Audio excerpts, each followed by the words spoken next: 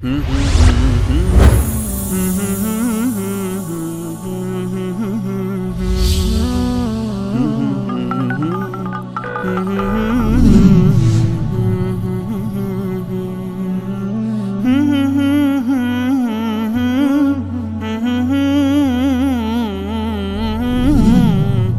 سلام، نبی هستم از ایران.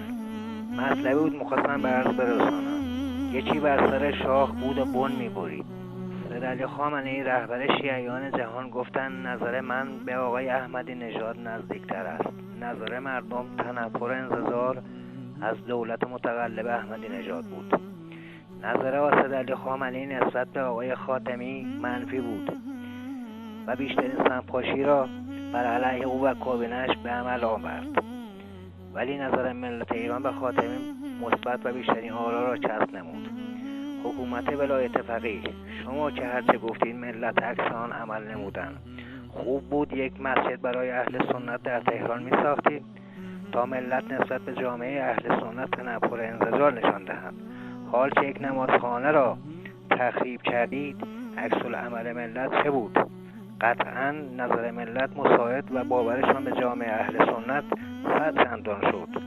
پیوستن هزاران هزار جوان ایرانی به جامعه اهل سنت را به موحدین جهان به خصوص شبکه وصال حق و شبکه جهانی کلمه تبریک میگویم.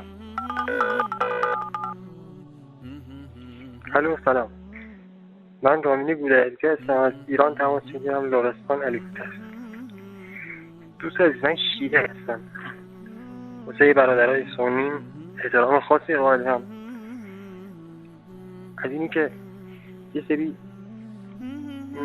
میان واسه ما واسه شما یه سری مشکلات به وجود میارن که به هم توهین میکنیم، خدای نکرده به ادیانمون، به باورهامون، به اعتقاداتمون. این واقعا از درون گریه میکنم، از درون خورد میشم. ببینید، عایشه یه خانم محترم بوده، همسر پیغمبر بوده، خیلی خدمات انجام داده. این که ما بخوایم توهین کنیم یا اینکه خدای نکرده اینا بخوان از شما که واسه بخوان به دین ما توهین کنن، اینا یه جورایی گزک دست یه سری افراد میدیم که بخوان این مسائل دامن بزنن. من به نوبه خودم معذرت‌خواهی میکنم اگه یه شیعه به شما توهین کرده. من معذرت میخوام. انشالله که بتونیم زیر سایه خدا، زیر سایه پیغمبر، انشالله روزای خوبی داشته باشیم. دست خدا نگهدارتون باشه. انشالله ما رو دعا کنید. خدا نگهدارتون باشه. خدا حافظ.